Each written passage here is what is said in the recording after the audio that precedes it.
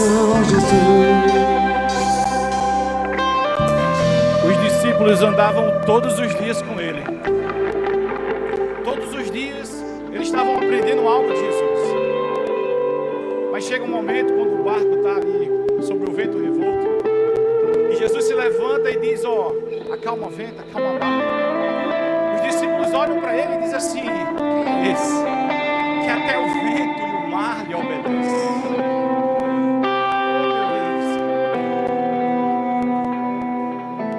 Quando na cruz ele baixa a cabeça e ele rende seu espírito, os soldados romanos foram obrigados a dizer: verdadeiramente, esse era o Filho de Deus. Queridos, a Bíblia diz que chegará um tempo onde todos terão que confessar que só Jesus Cristo é o Senhor. Esse Jesus Cristo é quem você está cantando agora. Esse Jesus Cristo é aquele que você exalta e ele vem. À medida que você clama ele, querido, ele chega a você. Chegai-vos a Deus e ele se chegará a vosotros. Oh, querido, chegou o tempo que nós precisamos se achegarmos mais a ele. Ele é santo, ele é poderoso. Ele nos surpreende todos os dias e vale a pena se chegar a esse Jesus. Se nessa manhã você está aqui com o coração desejoso para adorar o Senhor, derrama ele na presença dele. Rasga o teu coração, rasga as tuas vestes, tira todo o teu achismo, mas crê que ele fará muito mais do que você está pedindo ou pensando, porque ele está aqui, porque a palavra nos garante que ele está aqui. Oh, clama por esse Jesus, queridos, e diz a ele, como os meninos estavam dizendo aqui: Santo, Santo, Santo, Santo. Ele é poderoso, ele é poderoso. Declara santo, querido. Santo, Deus poderoso, ele é santo, santo, santo, Deus poderoso, não há outro igual, não há outro igual, tu és santo.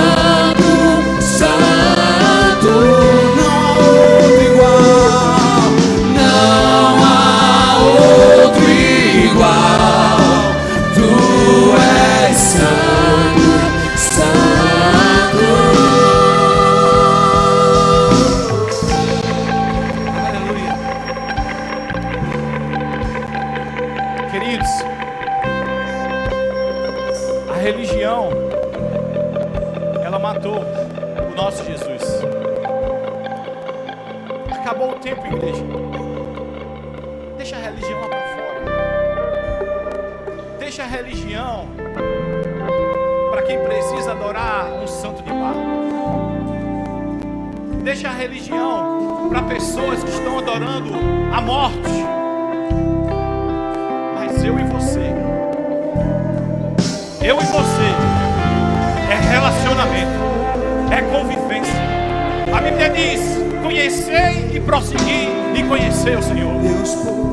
Há um tempos atrás, queridos, quando a Bíblia relata que um homem conhecia a sua mulher, não era porque ele sabia o nome dela, não era porque ele conheceu naquele momento e disse: oi, tudo bom. Conhecer a mulher era ter intimidade com ela.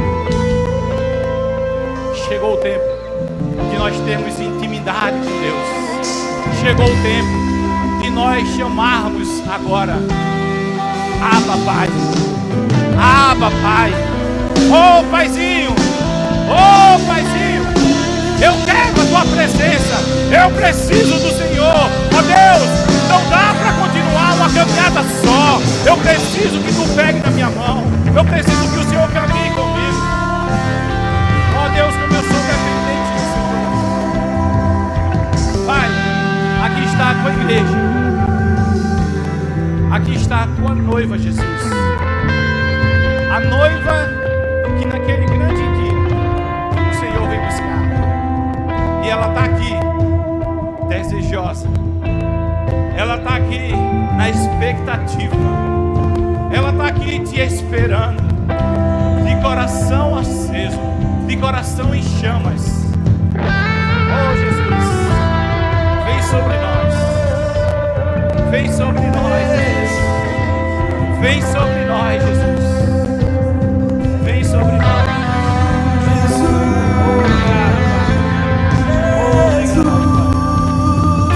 Obrigado, Jesus, nome que é sobre todo nome, Deus poderoso, Jesus, Jesus, Deus poderoso, Ele é poderoso, Jesus, Jesus, Deus poderoso. Não há outro igual. Tu és santo, santo. Não há outro igual. Tu és santo, santo. aleluia. Glória a Deus, queridos, glória a Deus. Essa presença é boa demais. Nessa presença a gente não quer nem parar. Essa presença ela me atrai, sabe, de um jeito que parece que eu me converti ontem, irmão. Sabe, todas as vezes que a gente está adorando, eu sinto a presença do Senhor inundando esse lugar. Parece que eu conheci Ele ontem. E todas as vezes que Ele fala comigo, eu choro, feito uma criança, sabe? E se tem algo que eu pedi a Deus, irmão, desde o dia que eu me converti, eu disse: Senhor, que nunca essas lágrimas deixem de descer do meu rosto, quando o Senhor falar comigo. Porque no dia que isso acontecer, é porque eu esfriei. E eu quero estar aceso até o dia da tua volta. Eu quero estar queimando como no primeiro dia. Sabe aquela história que as pessoas falam do primeiro amor? Eu fiz um trato com Ele e eu disse: Senhor, esse vai ser o meu eterno amor. E todos os dias que o Senhor falar comigo, eu vou derramar lágrimas. Porque eu preciso do meu Pai. Ele me conquistou de um jeito, irmão, que eu não tenho outra forma de expressar a gratidão de poder escutar a voz dele e de sentir a sua presença. E é por isso que eu digo para você: não esfria, querido. Se você sentir um dia que você está esfriando na fé e que um culto como esse está se tornando normal para você, pede ajuda. Diz assim: irmão, me ajuda porque eu estou frio. Porque não pode ser normal eu chegar na presença de Deus e ficar indiferente com Ele. Não faça isso, querido. Não faça isso, querido. Ele quer te ver queimando. Ele botou um fogo dentro de você. E esse fogo precisa arder todos os dias, clamando pela presença dEle. Porque na presença dEle, eu sou transformado. Aleluia. Aleluia. Aleluia, queridos. Você pode sentar, meu irmão. Obrigado, louvor. Glória a Deus. Vocês são bênçãos. Caio, não me abandona, não. Aleluia. Aleluia. Glória a Deus. Irmãos, esses dias eu estava meditando, fazendo minha devocional. E eu conversando com Deus. Eu tenho um costume de escrever as coisas que Deus fala comigo. E algumas coisas que eu escrevo, eu não trago para a igreja porque é algo que Deus falou comigo, sabe? Mas isso aqui, quando eu estava falando com ele, Deus disse para mim assim, vai lá no livro do profeta Naum. Foi engraçado que quando ele me disse isso, eu disse, Senhor, eu nunca preguei sobre o profeta Naum. E aí, quando eu fui para lá, para o livro do profeta Naum, Deus falou coisas poderosas comigo. E eu passei uns dias, irmão, remoendo essa palavra. Porque é algo poderoso. Vocês sabem, eu não sei se todos sabem aqui, né? E na escola de ministros se fala muito sobre isso.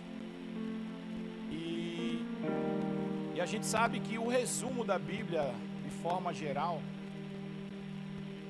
ele é a redenção da humanidade na pessoa de Jesus Cristo. Isso é o livro da Bíblia. Então eu acredito que Jesus Cristo, ele vai ser falado ou lembrado em todas as passagens da Bíblia. E aí quando eu fui para Naum, e eu tenho uma Bíblia de estudo que eu acho arretado, que ela fala, né, a parte de Cristo relacionada a essa palavra. E aí eu peguei e dei uma estudadinha. Deus falou muitas coisas poderosas. E eu queria ler com vocês, aí a mídia se puder projetar, Naum, capítulo 1, versículo 3, na versão ARC. Valeu, Filipão, obrigado, nego. Diz assim, o Senhor é tardio em irar-se, mas grande em força, e ao culpado não tem por inocente. O Senhor tem o seu caminho na tormenta e na tempestade, e as nuvens são pó dos seus pés. Meu Deus, esse versículo é forte demais, irmão. O Senhor é tardio em irar-se, mas Ele é grande em força. A Bíblia diz aqui que Deus, Ele tem uma paciência enorme com a humanidade, mas Ele diz também que Ele é grande em força. E ao culpado ele não tem por inocente. E esse livro aí é forte, meu irmão. Porque o resumo desse livro é a destruição da cidade de Nínive. Acho que todos devem conhecer essa cidade de Nínive. Quando se fala sobre Jonas, é que Jonas esteve nessa cidade, antes que viesse o profeta Naum para declarar a destruição dessa cidade. Só que uma coisa interessante, irmão, há 100 anos antes de o profeta Naum declarar a destruição dessa cidade, Deus teve a misericórdia e enviou Jonas para lá, para pregar aquele povo que era um povo mau, sabe, um povo cruel. Era um povo que a Bíblia mostra que eles eram sanguinários, eram pessoas que matavam seus inimigos, eles faziam questão de destruir todos os seus inimigos. Inclusive, mais na frente eu vou falar, eles até se veem, o povo de Nínive, que é o Império Assírio, né? E a cidade de Nínive era uma das cidades bem importantes desse império, e eles se veem como leões. E o que é engraçado é que, quando eles falam que eles se veem como leões, é aquele leão que vai, destrói toda a sua presa, e ainda traz os despojos para os seus leãozinhos e suas leoas. E era um povo cruel, irmão, um povo soberbo, um povo altivo, sabe, de espírito. E Deus, ele manda o profeta Naum anunciar para eles que eles seriam destruídos. Meu irmão, quando eu vi essa palavra, eu disse, cara, como é forte você escutar uma palavra dada por Deus, que você será destruído. E aí, eu fui ler acerca de quem era o profeta Naum. O profeta Naum, ele era um homem da cidade de Elcos. O nome dele, ele quer dizer confortador ou cheio de conforto. E aí você pensa, o nome do cara é confortador e ele anuncia destruição. E aí você fica meio assim, pilhado. Mas na verdade, queridos, ali ele estava confortando o povo de Judá, que tinha sido presa do Império Assírio. Os assírios, irmãos, eles detonaram com o povo de Judá. E o povo vinha sofrendo com esse império. E aí Deus ele levanta Naum para dizer, ó, o povo de Nínive será destruído. Só que esse livro ele é dividido em 3 capítulos. Capítulo 1, 2 e 3. E o primeiro capítulo, ele fala sobre o Deus zeloso e vingador. O capítulo 2, ele fala sobre... Cadê, meu Deus? O segundo fala sobre as pessoas... as certezas dos poderosos. E o terceiro, ele fala sobre o julgamento de Deus sobre essa cidade. Eu anotei uns pontos aqui, lendo esses capítulos, e o primeiro ponto que eu anotei foi o seguinte, é que Deus, ele é um Deus zeloso, mas ele é um Deus vingador. Ele é um Deus que, ele não abre mão dos seus preceitos, e ele tem total, vamos dizer assim, impiedade quando se fala em pecado. E aí você pode pensar, Deus ele estava se vingando do povo? Não, Deus ele estava se vingando do que o povo fazia. Porque o povo é criação de Deus, e Deus ele não está aqui lutando contra o povo, mas sim contra o pecado que foi estabelecido naquele lugar. E a cidade de Nínive nesse momento, ela simbolizava o pecado da humanidade. E aí Deus precisava fazer alguma coisa. E aí um outro ponto que eu anotei aqui, é que ele fala no primeiro capítulo o que Deus ele é capaz de fazer contra o inimigo que aflige o seu povo. E aí pensando sobre o que Deus pode fazer sobre a aflição do seu povo, eu lembrei de um salmo que eu gosto demais. E aí eu quero que Felipe projete aqui pra gente, é Salmo 18, a partir do verso 6, eu amo esse salmo. Porque eu vejo a urgência como que Deus se move quando o seu povo está sendo afligido. Salmo 18, versículo 6. Aleluia.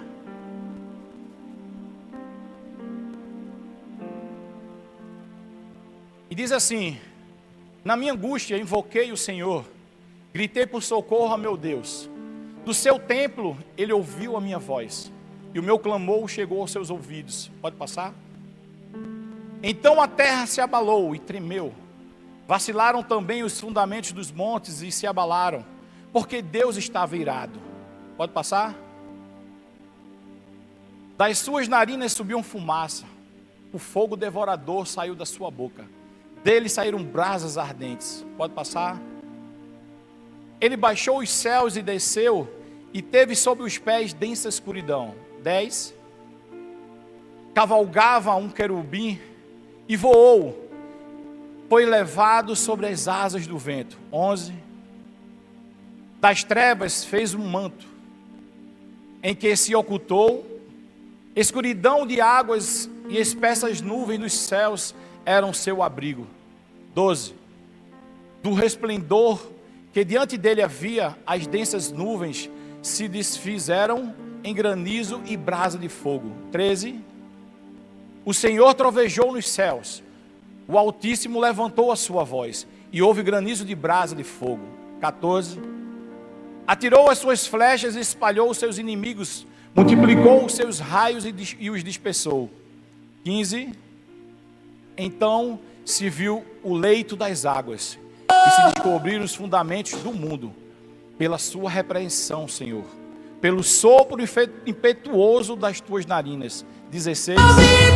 Do alto o Senhor me estendeu a mão, me segurou e me tirou das águas profundas. Até aqui, queridos, existem momentos em nossas vidas que a gente está numa luta intensa contra as circunstâncias, contra diversas coisas que se apresentam para nós. E Deus o tempo todo Ele está conosco, porque Ele não nos abandona em momento nenhum. E a Bíblia fala aí no capítulo 18 que Ele vem com rapidez, Ele sobe numa nuvem e vem de forma rápida em nossa direção porque os nossos inimigos são maiores do que nós. Queridos, uma coisa que é certa é que você nunca vai lutar com um inimigo maior do que você sozinho. Deus o tempo todo, Ele vem com o seu socorro. Porque Deus, queridos, Ele te ama. E uma coisa que eu acho engraçado aí, é que Ele diz, eu não lembro agora qual é o versículo, que o céu, Ele baixa. E quando Ele falou em céu baixar, eu me lembrei de uma pessoa, que foi a primeira, que veio irrepreensível sobre isso. A gente sabe que o ser humano é o único ser aqui na terra que ele carrega em si o céu e a terra. Porque a gente foi formado do barro, a gente veio da terra.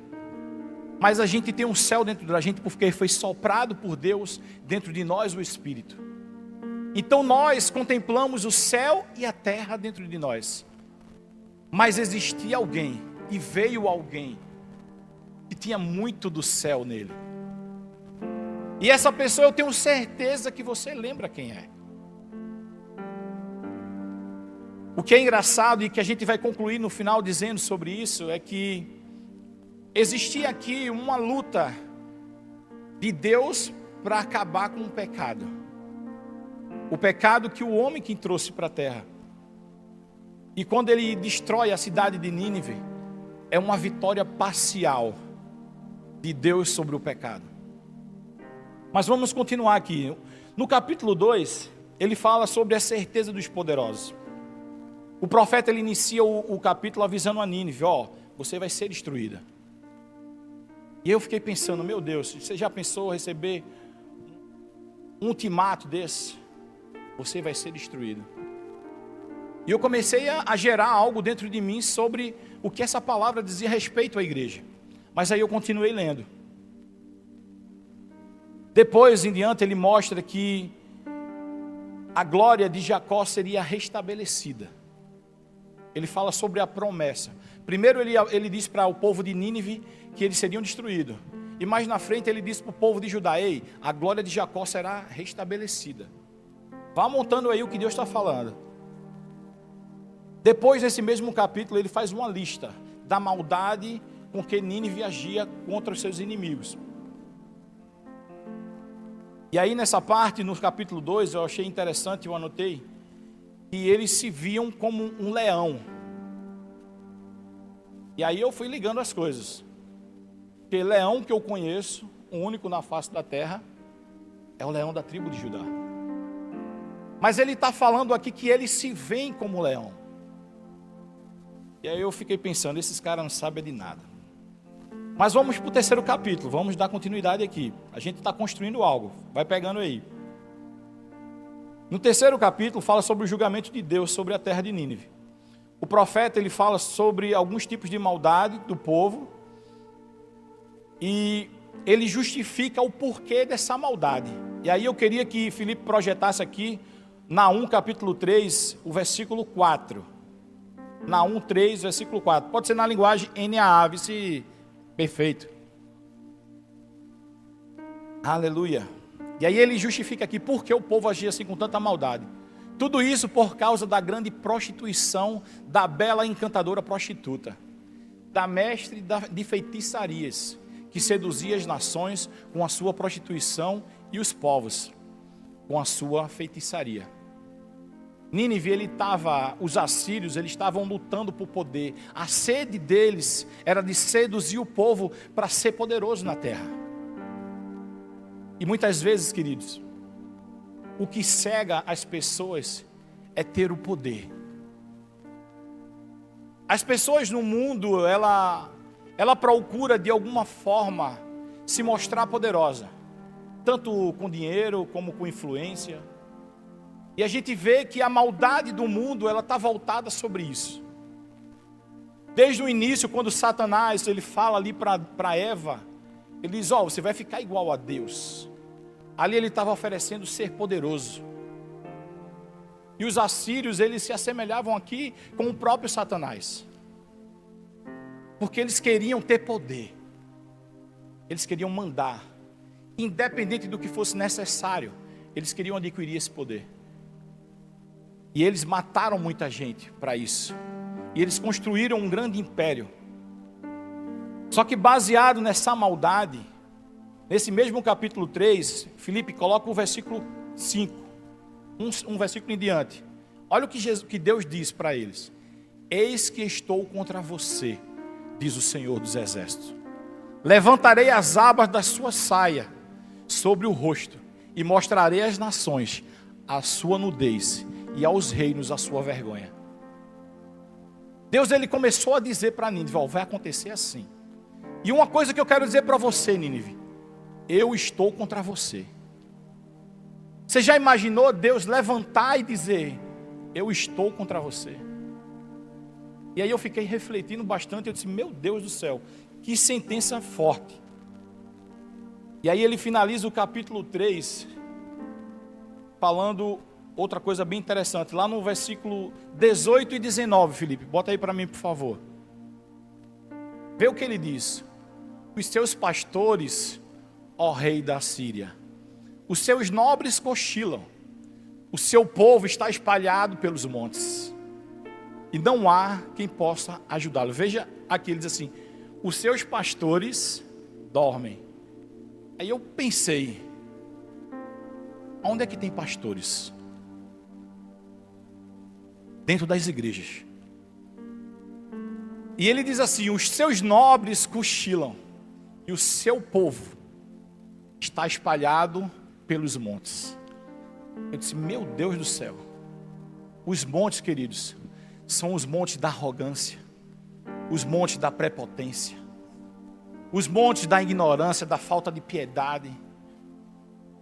E aqui, queridos, ao meu ver, Deus está falando e alertando a igreja. O parâmetro que, da mesma forma que a Bíblia de Estudo falava sobre aonde ver Jesus nisso, eu comecei a ver aqui a igreja. Porque ele dá um aviso nos últimos versículos. E vê o que ele diz no 19. Coloca o 19, Filipe, por favor. Não há remédio para o seu mal. Os seus ferimentos é grave. Todos os que ouvirem falar do que aconteceu com você baterão palmas, pois pois quem não foi vítima da sua crueldade sem fim.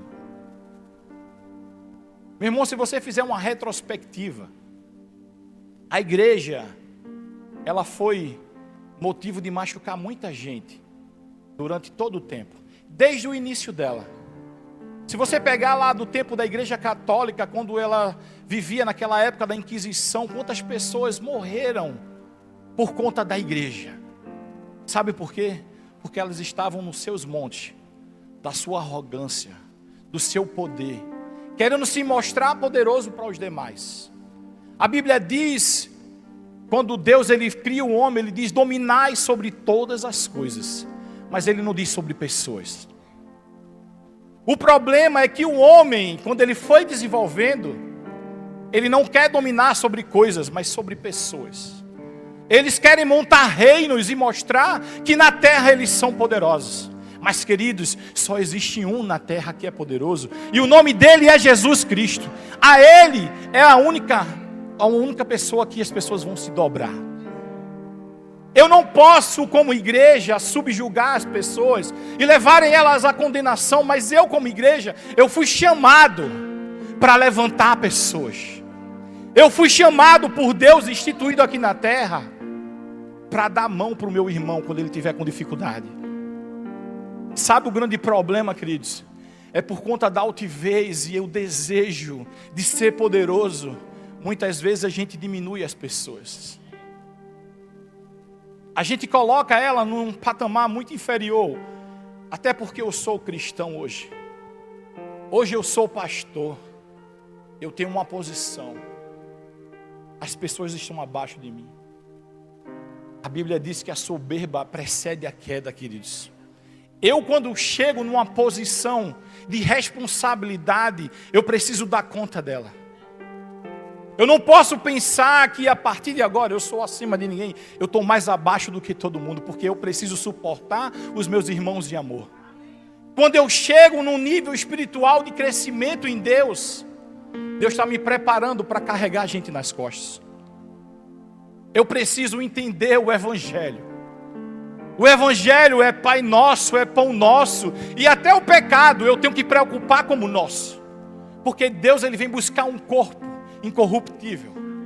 Eu não posso dizer assim, não estou nem preocupado porque salvação é individual e problema do outro.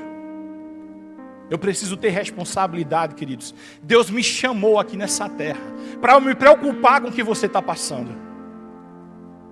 Aí eu vou olhar para você, não, mas eu tenho muito problema. Eu tenho muitas coisas para resolver e tenho. E tenho sim muita demanda para resolver na minha vida particular. Mas se eu olho para os meus irmãos, a partir da minha ótica, eu só vou ver destruição, irmão. Mas se eu começar a olhar para você, a partir da ótica de Deus, eu vou ver salvação em você.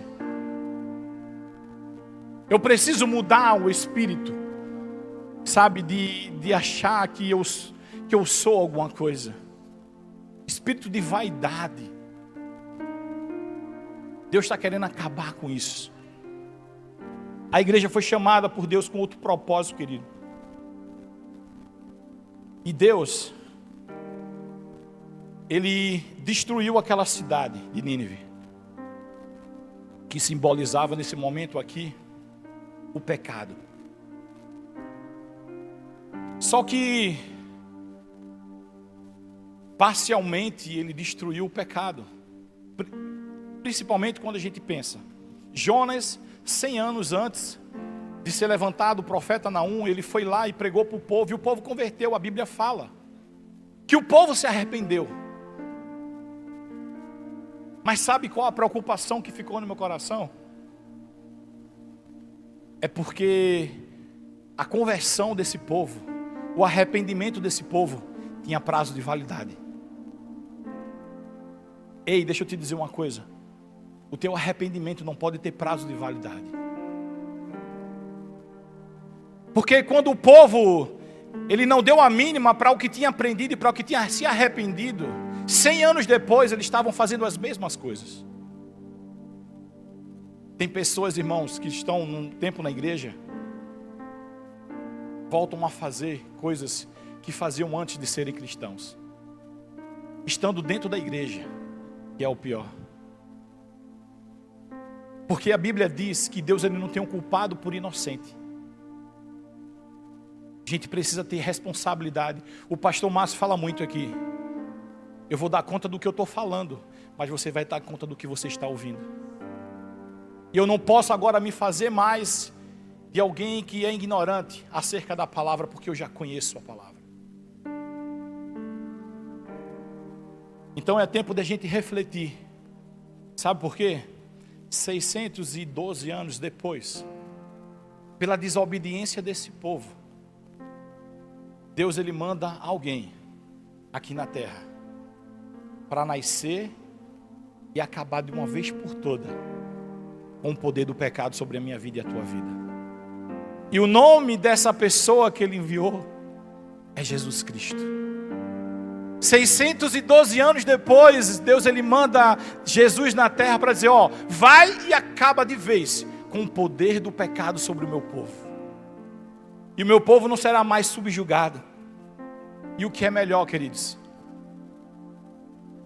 O leão da tribo de Judá veio para acabar com a força do leão, que era um leão consumidor. Um leão que destruía o povo. Um leão que subjugava as pessoas e que matavam elas. Mas Jesus Cristo veio a essa terra com esse propósito de dizer assim, acabou. A partir de agora, ninguém vai subjugar mais meu povo. A menos que Ele queira. Porque você hoje não é mais escravo do pecado. Você é livre em Cristo Jesus. E você não pode mais justificar e dizer assim, não, eu pequei porque eu não sabia. Você hoje sabe. Como eu posso, queridos,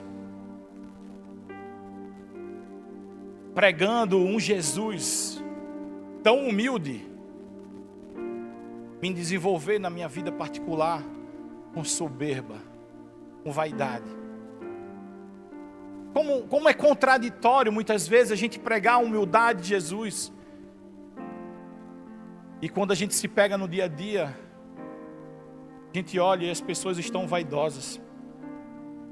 As pessoas estão impiedosas. Não estão preocupadas com a vida do outro. E quando eu falo preocupado com a vida do outro, não é fofocar da vida do outro não, tá? Me entenda bem. É você ter empatia. É você saber que a pessoa está passando por uma dificuldade, mas você chegar para ela e dizer assim, a tua dificuldade, ela não define quem você é. Eu fui chamado por Deus para levantar pessoas. Eu não fui chamado por Deus para enterrar ninguém. Jesus Cristo, quando veio à terra, querido, Ele veio para tirar essa força do pecado. E Ele acabou com tudo que poderia te prender. Todo o pecado, irmão, hoje está pregado na cruz. Não há mais condenação para quem está em Cristo Jesus. Você não é mais escravo do pecado, você hoje é livre.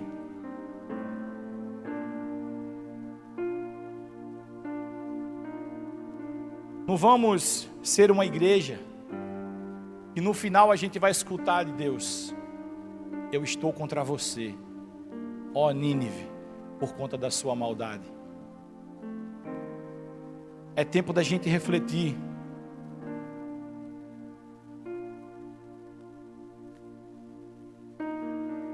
É tempo de a gente se colocar na brecha pela vida do nosso irmão.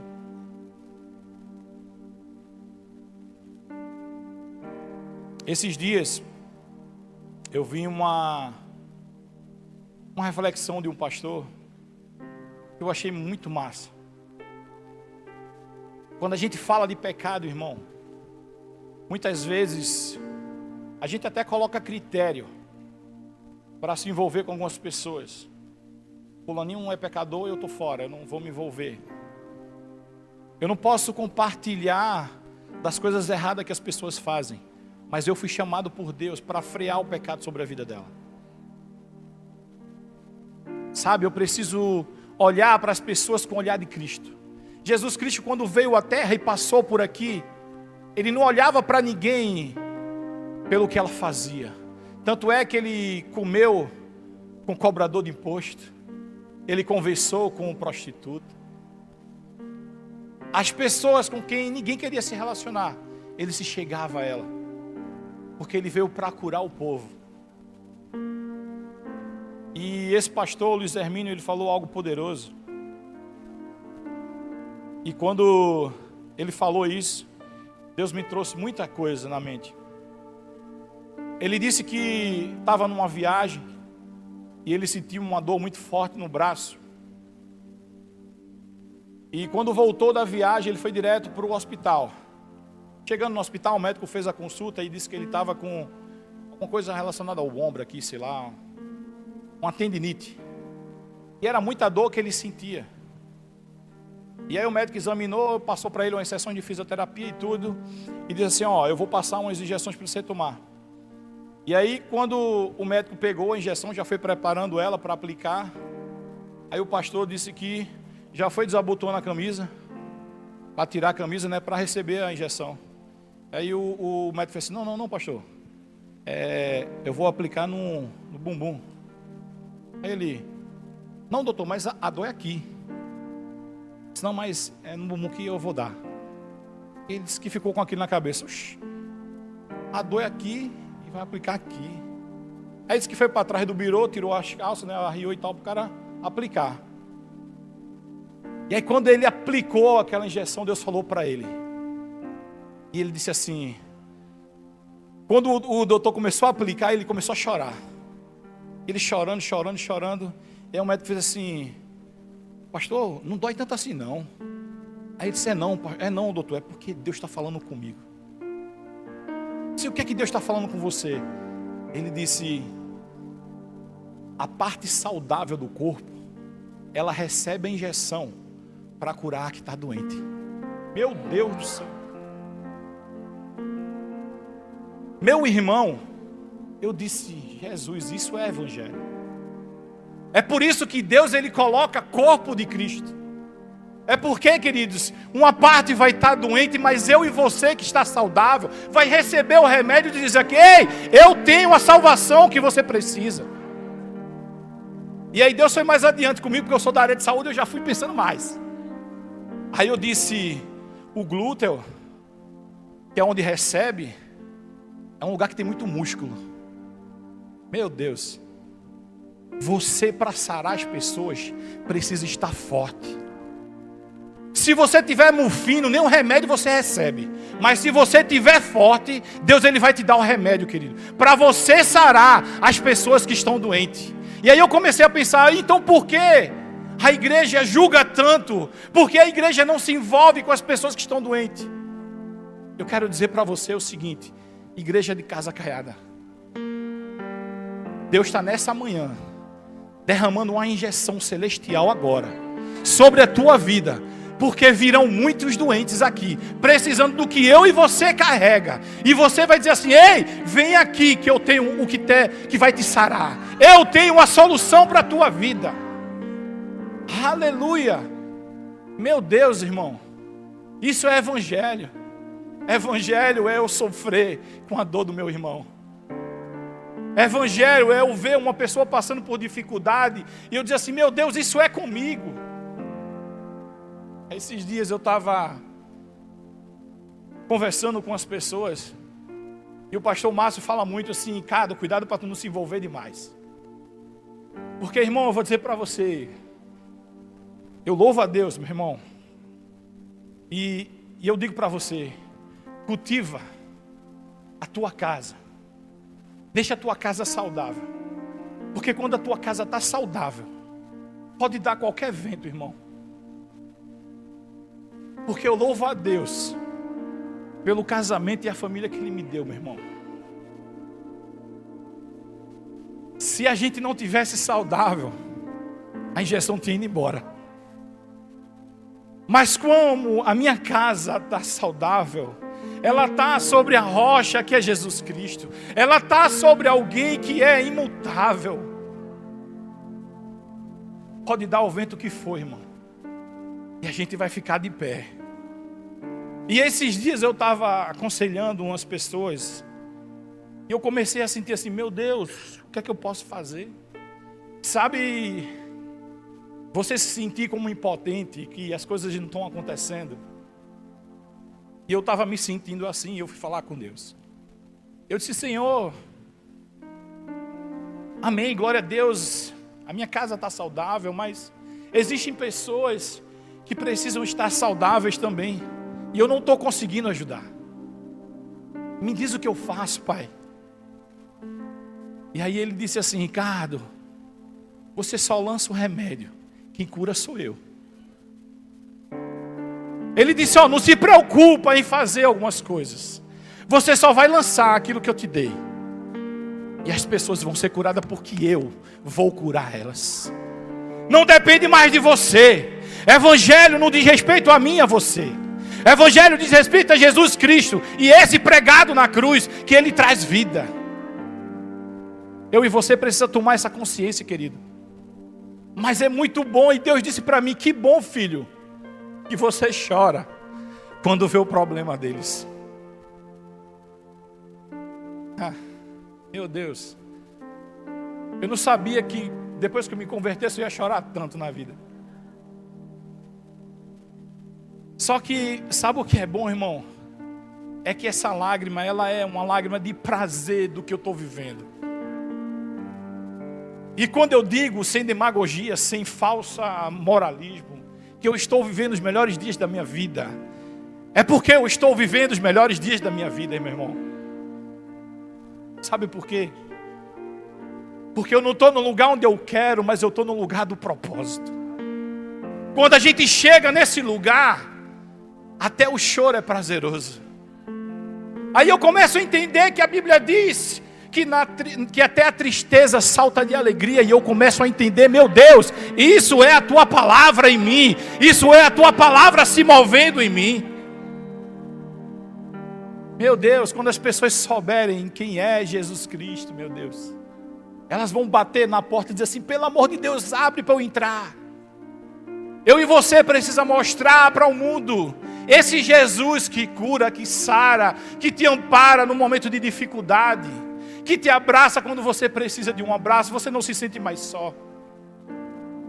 Sabe por quê? Durante um bom tempo, a gente vem passando por igreja doente. Eu não falo igreja casa caiada não, e glória a Deus que aqui não tem isso, mas igreja geral no mundo. Por que tantas pessoas se matando dentro da igreja? É porque está faltando Jesus.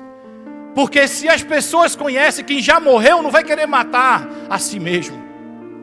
Quando você conhece que Jesus Cristo é vida, você não vai querer morte. A gente precisa pregar mais nos nossos púlpitos Jesus Cristo. É Jesus Cristo a solução do mundo, irmão. É Jesus Cristo que vai mudar a vida das pessoas. É Ele que tem o poder para fazer todas as coisas. Porque se eu e você começar a pregar de nós mesmos, a gente não tem nada para dar. Mas se você pregar Jesus Cristo, e esse pregado na cruz, ressurreto, ressuscitado, Ele vai mudar a vida das pessoas. Você precisa entender e conhecer o que é o Evangelho, se envolver com Ele. É você entrar no seu quarto e chorar e dizer assim: Jesus, eu só saio daqui hoje quando o Senhor falar comigo. Sabe o que é se ajoelhar no chão do seu quarto e dizer assim: Jesus, eu quero tua presença. Você quer pregar para alguém? Se deixa ser pregado no teu quarto, de joelho. Porque você não vai dar o que é seu. Você vai dar Ele para as pessoas. E se você der Ele, é salvação na certa. É mudança de vida. Jesus Cristo é vida. Jesus Cristo é o pão da vida. A Bíblia diz que aquele que crê em mim, do seu interior fluirão rios de água viva. Você vai levar a vida para as pessoas quando você começar a entender que não é você. Não seja igual aos assírios, querendo ter poder sobre as pessoas. Esse não é o Evangelho de Jesus. Se Jesus quisesse mostrar um evangelho de grana e de posição social, Ele teria vindo de roupas diferentes. Ele teria vindo com carros e cavalos diferentes. Ele teria vindo de uma cidade diferente. Mas Ele decidiu vir de um lugar de humildade, para que você saiba que quando o teu coração está certo, você pode construir qualquer coisa. Mas quando você começa já com o coração errado, tudo vai dar errado na sua vida. Coloca Jesus no centro de tudo. O evangelho tem que ser cristocêntrico. Não pode ser mais antropocêntrico.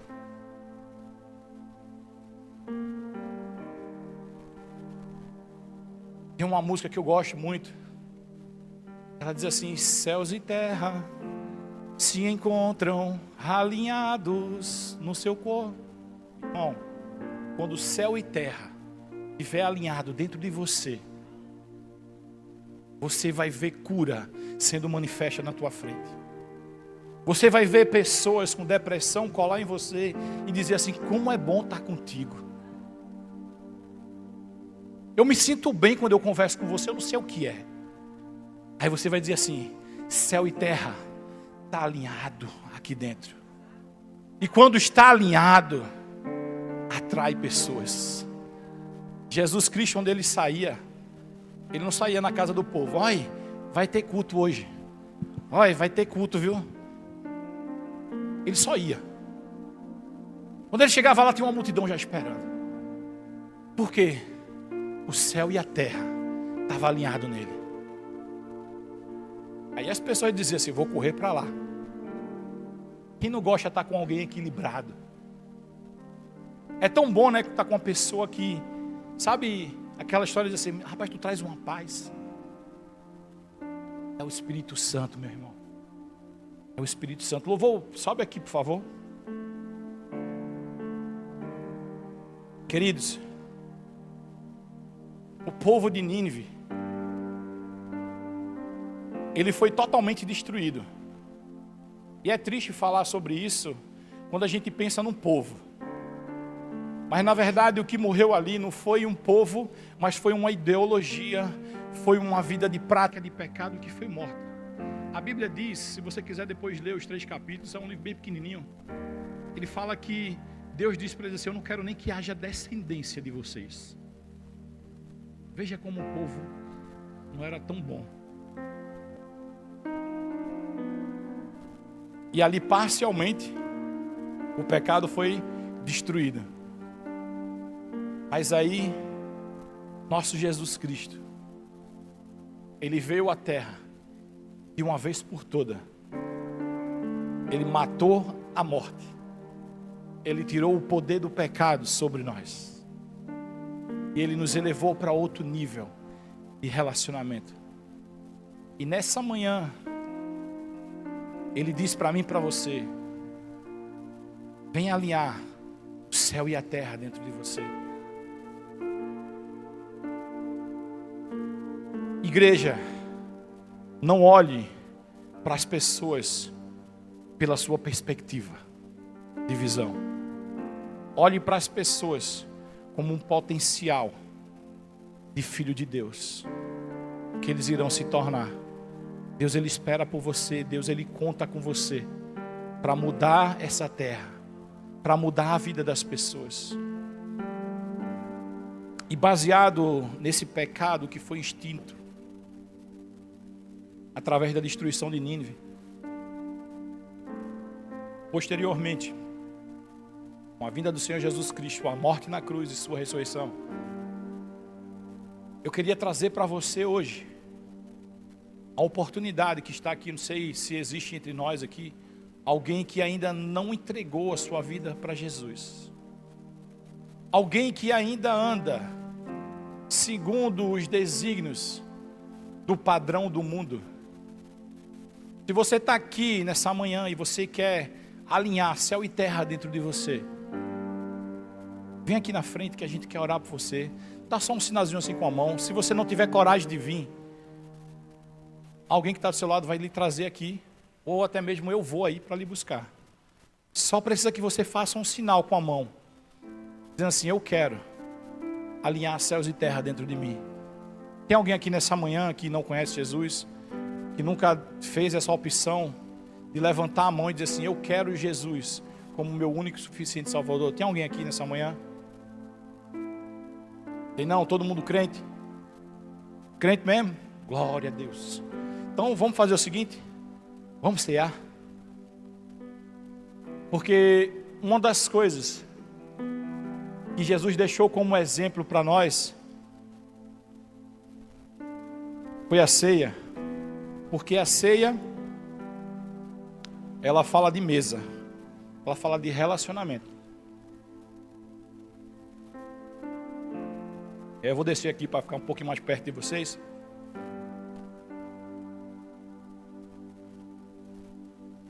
Porque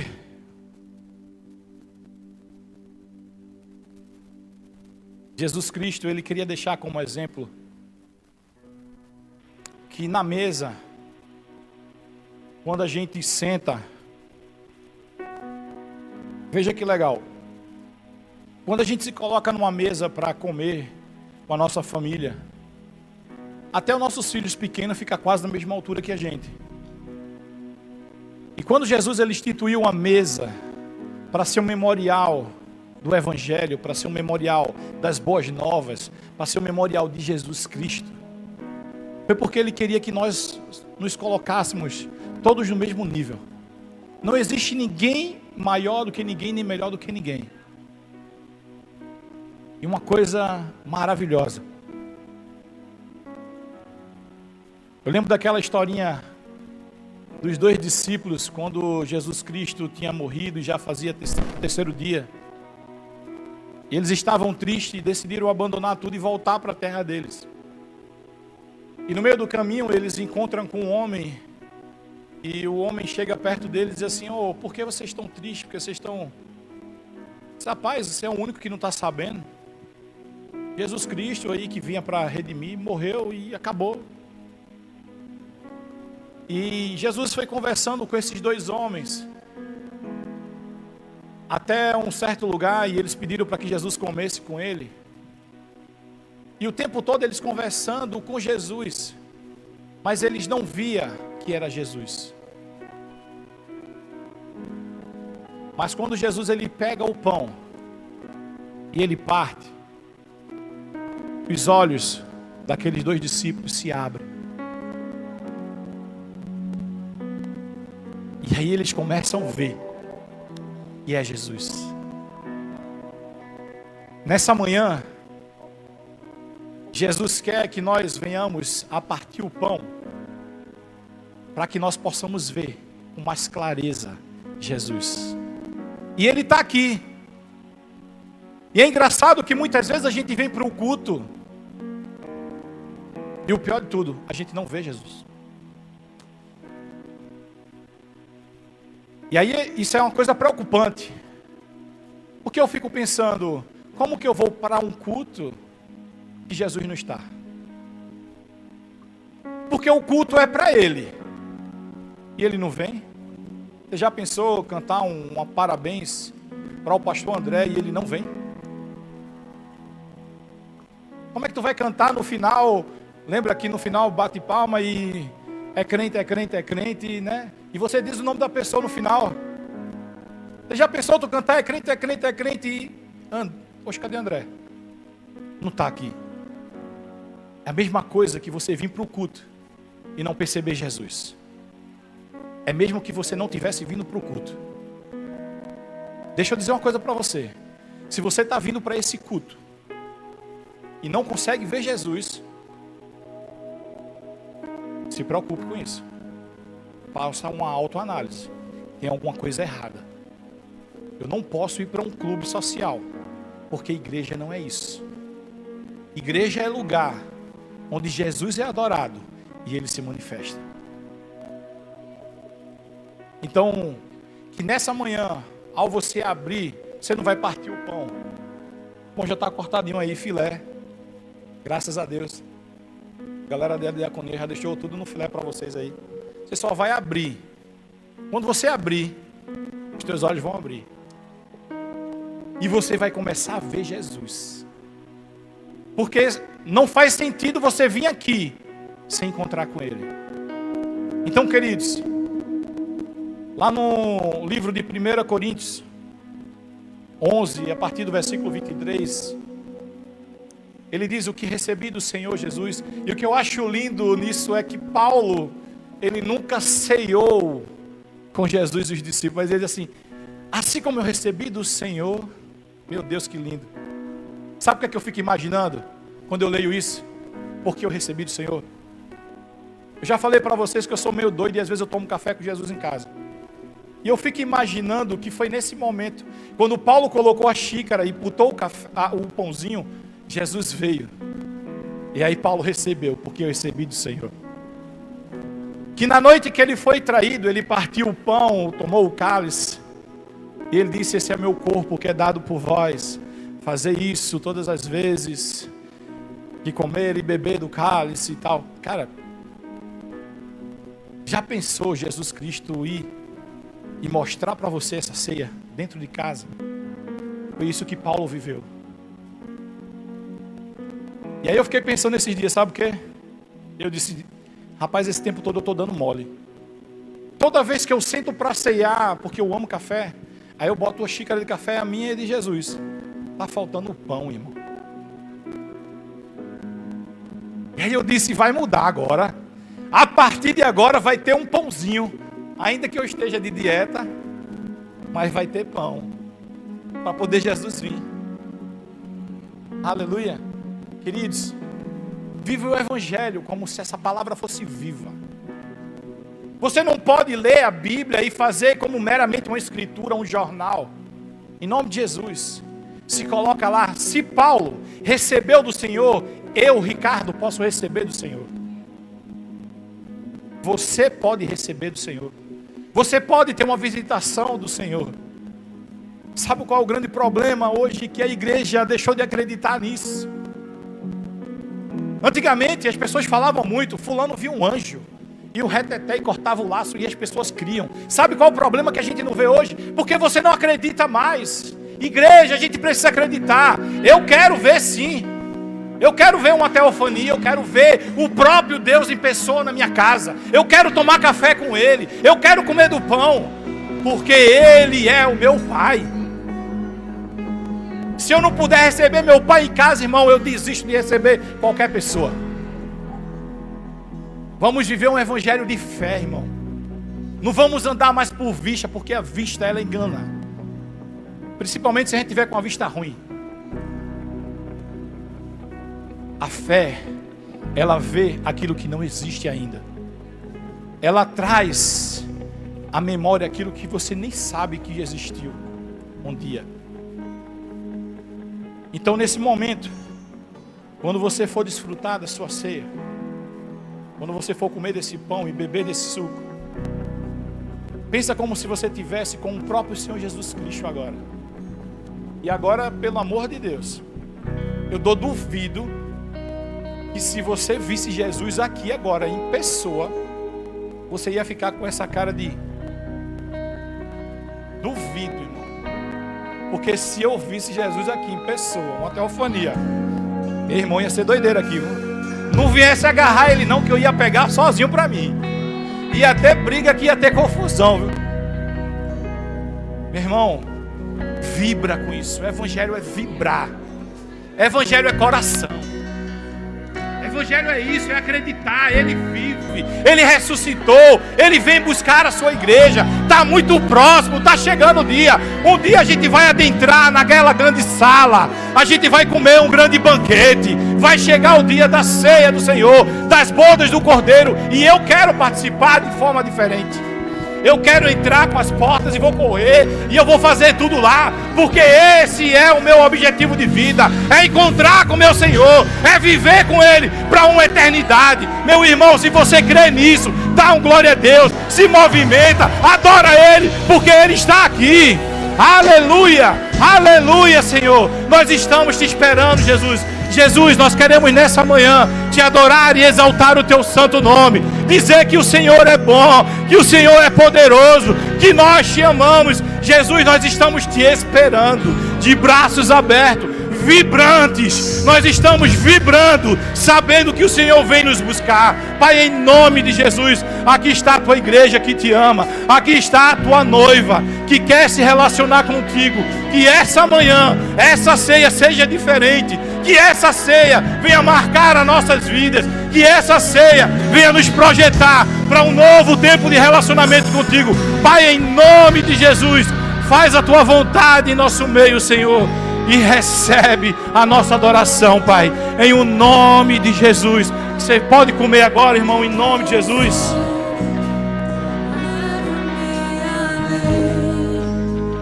Todas as alturas, onde ouço a tua voz, fala de tua justiça pela minha vida. Jesus, esse é o teu sangue.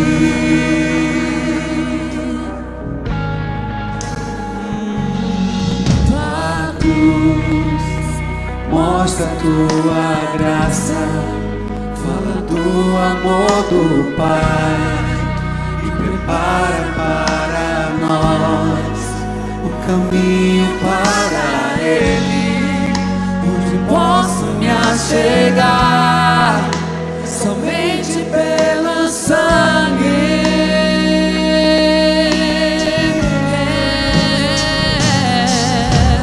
que nos lava dos pecados, que nos traz restauração. Nada além do sangue, nada além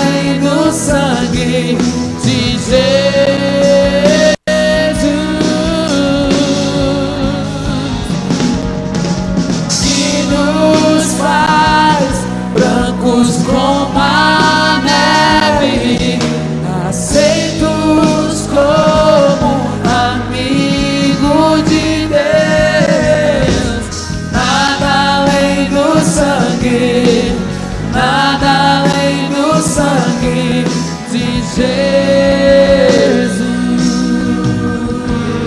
Aleluia, aleluia, glória a Deus, queridos, aleluia. Ai, como é bom, Jesus. Obrigado, Pai. Queridos, eu queria fazer uma indicação de livro para vocês. O Fim da Igreja Espectadora, de Tony Cook. Queridos, por que eu escolhi esse livro? Para te dar uma referência. É porque esse livro fala sobre uma igreja que não está mais sentada dentro de uma cadeira entre quatro paredes, esperando a morte chegar. Esse livro fala de uma igreja que se envolve. Ele fala de uma igreja que se movimenta, que é um organismo vivo. Nínive morreu.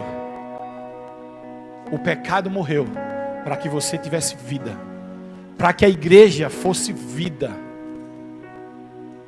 Se envolve com leituras que vão te projetar ao teu propósito, meu irmão.